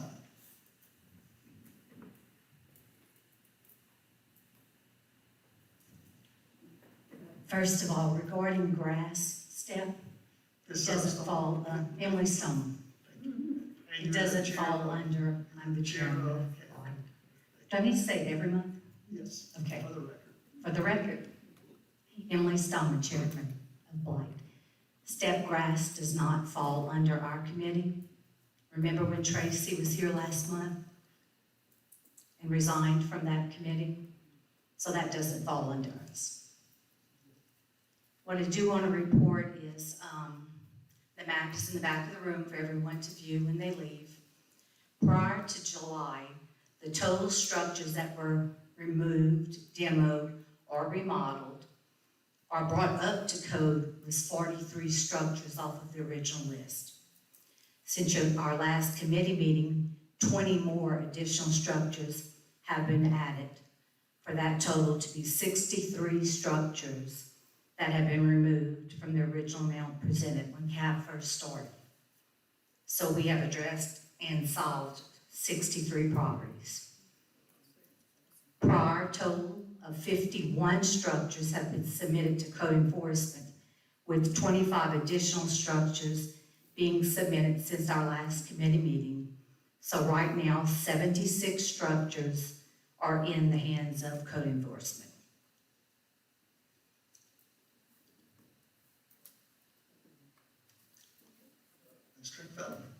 Thank you. And Ms. Stillman, that map reflects that? Yes, it is. Okay. It's up to date. Okay. Mayor, whenever y'all do get back into discussion about the budget, I would like to speak to you at some point regarding this topic with CAB and the budget. Thank you. Thank you, Ms. Stone.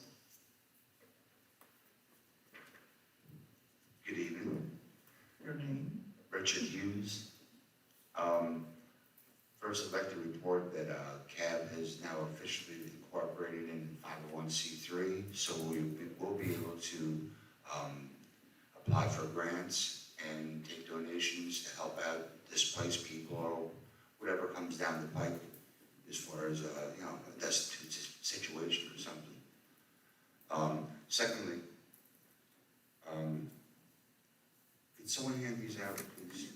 Brad doesn't need it, and the mayor doesn't have it, they've already received this. And I'll make this really short and sweet, I promise. A while back, I had mentioned the shorthandedness of code enforcement and be able to tackle the task that we have at hand. And a new CAB kind of we request to get more help, hire another code enforcement officer. I know that, Mayor, I already gave you the big one. Yeah, right. Anyway, it was brought to my attention that the parish has hired on an outside firm, Building Code Inspection Services LLC.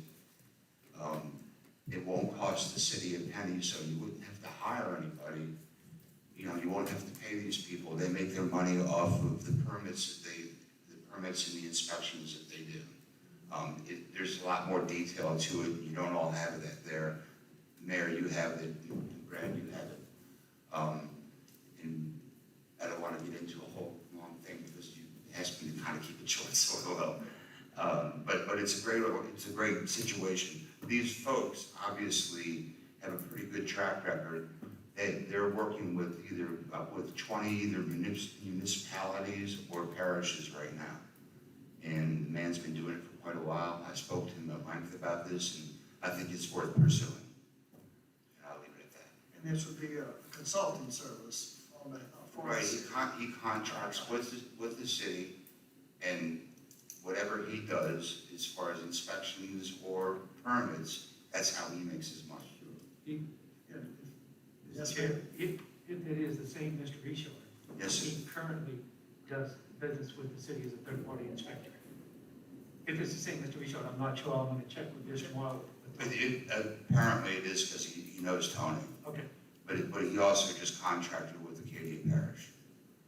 And, he told me that he could probably handle about 4 blended properties a month, which is 48 a year, which helps out, a lot.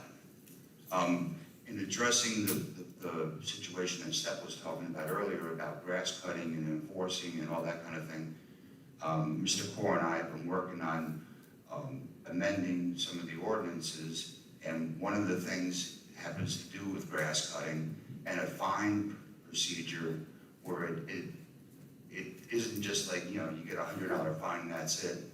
I mean, the second time, you're gonna get another $100 fine plus it doubles. And then the third time it doubles from there. So I think we can condition people in the community that are, repeat offenders to eventually stop doing this. And that'll free up Mr. Collins to be able to do more important stuff than writing tickets for grass. Yes, and Richard, just let you know, the mayor and I spoke, and we're going to meet with Mr. Rankin to kind of review all those thoughts and ideas that you have in a proposal that you just mentioned in the ordinance. Right, also, in that packet that I gave you both, there is, I included a change of the ordinance to be able to include him, but not exclusively, just to do an either or, code enforcement or an outside contractor. Thank you. Okay, the last thing is, we're all happy to see progress happening over at the warehouse down in South Parkinson. It's not going quite as fast as I would hope, but it's going. And hopefully we can get it moving a little bit faster because we're getting right into the middle of hurricane season. And it's a concern for all of Cadman. And that's all I have to say. Any questions for Mr. Hughes? Mr. Martin? Okay, you mentioned, what is the deal with the warehouse? It was my understanding that, is it to be torn down or is it to be rebuilt? Because if it's to be rebuilt, I hope that permit is for at least about $300,000.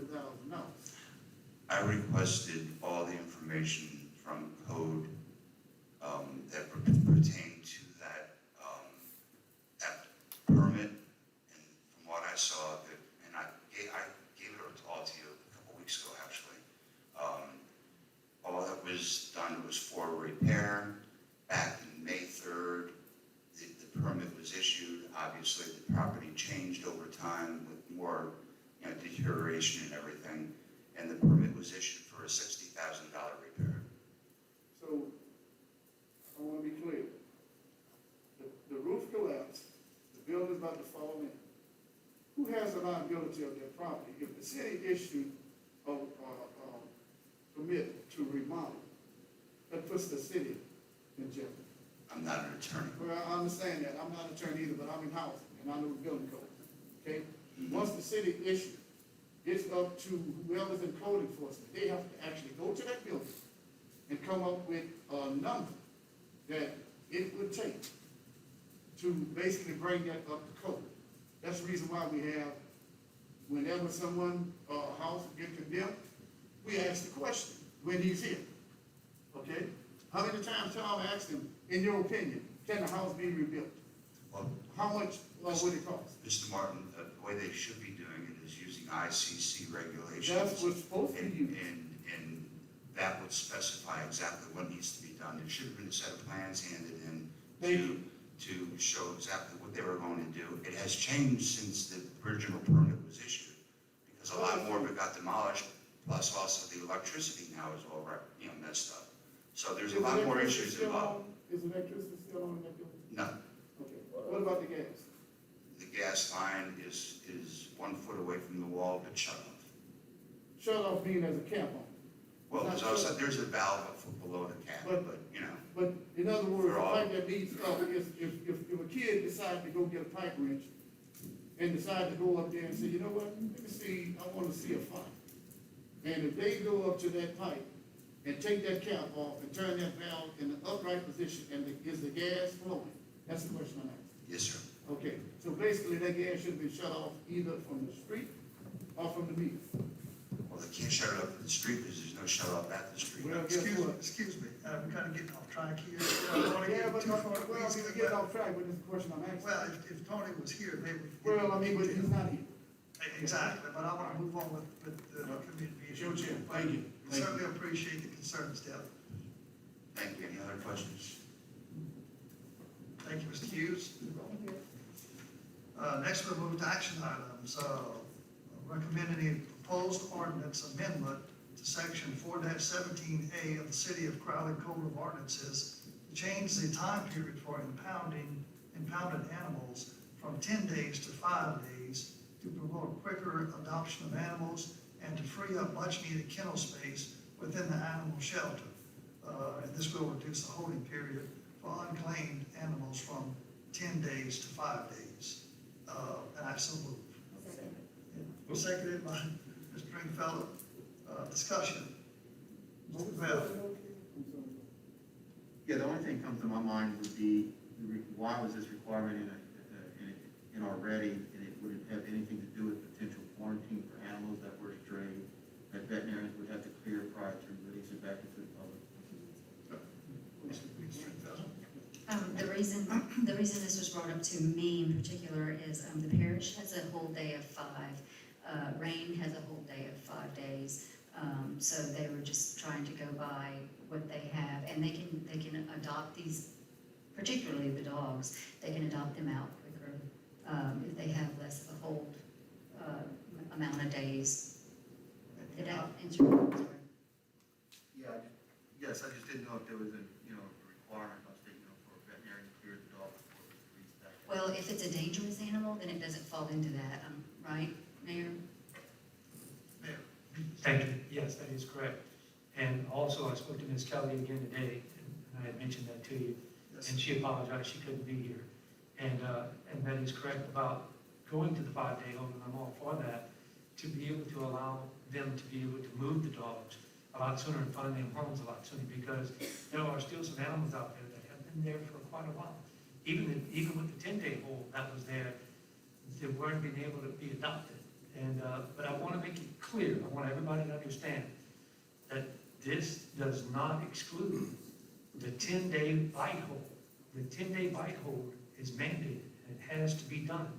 We cannot allow that dog, or animal, the animal to be released until after everything gets cleared, from the vets, medical reasons. I just want to make that clear, that that's not what this is about. Correct. It's just to be able to allow hostages to be able to move faster with the adoptions. Yes, and it will free up space, which is definitely. Yes, sir. Been out there several times, and it's almost at full capacity. Yes, and we want to remind everyone, if they do lose their animal, please call animal control and to see if their animal's there, because, you know what, I'm just going to give this as a synopsis. If somebody happens to go on vacation and they have somebody duty to watch their animal for them and it gets away, and they don't know anything about it, I'm sure hoping that they call the owner and the owners contact animal control within a quick amount of time, so that way their animal doesn't get transported into an adoption. So that's just a little tidbit. Good information, thank you, Mayor. Any other questions on discussion items? All in favor? Also, before you vote, just want to let you know that I'll get with Mr. Reagan. We don't have a resolution for this evening, because we're looking to be able to set a date, so we'll try to get this in for our council meeting and bring it up before council, where everybody will have a copy of this. Thank you. Steph? What happened to the microchipping of animals? Yeah, they do microchip most, and that would probably alleviate that, problem of them being on vacation.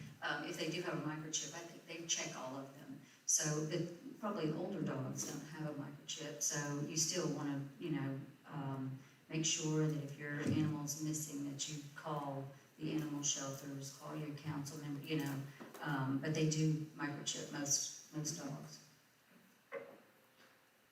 Okay, all in favor? Any opposed? Motion carries. Thank you. Are there any other legal items to come before the committee? Committee recesses. Okay, thank you. Next is Public Buildings Committee, Mr. Woolridge. Public Buildings convened, we had a forum on the action item. Consider the request of David Side Figner, Ada Capital Chapter for the city to co-sponsor the annual Miss Merry Christmas pageant at the Rice Festival building, requesting the city waive the rental fee, but not the cleanup fee.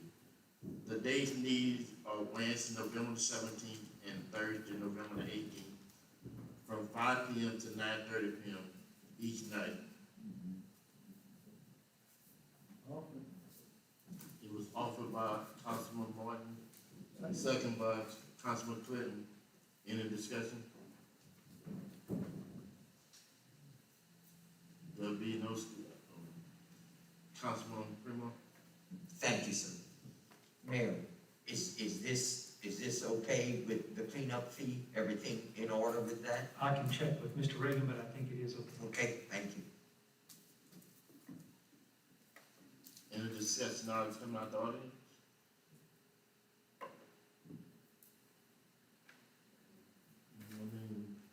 All in favor? Yeas, you got the same right? Motion carried. There be no other item, big items before the council, Public Buildings Committee. Thank you, Mr. Woolridge. Next, Insurance Personnel, Ms. Stringfellow. Thank you, Mr. Mayor. The Insurance and Personnel Committee will come to order. We have a quorum. There are no action items or discussion items. Are there any other legal items to come before Insurance and Personnel? The committee will recess. Thank you, Ms. Stringfellow. Next is Mr. Clavell, Revenue and Finance. Thank you, Mr. Mayor. Revenue and Finance Committee will convene. All are present. There is no action items, nor discussion items. No other legal items coming for the committee. Revenue and Finance recess.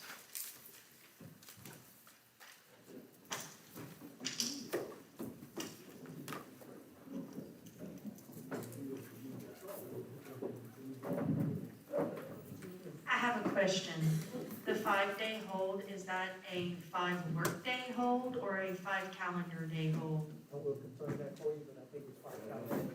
Okay, and my only other question with Rice Festival building stuff, is this contingent on COVID plans? Or if something happens and you have to close the buildings again? Rice Festival, what? Building? Yes, depending on the committee, that is correct. Okay, I just wanted to clarify, just whenever I write it, I wanted to make sure.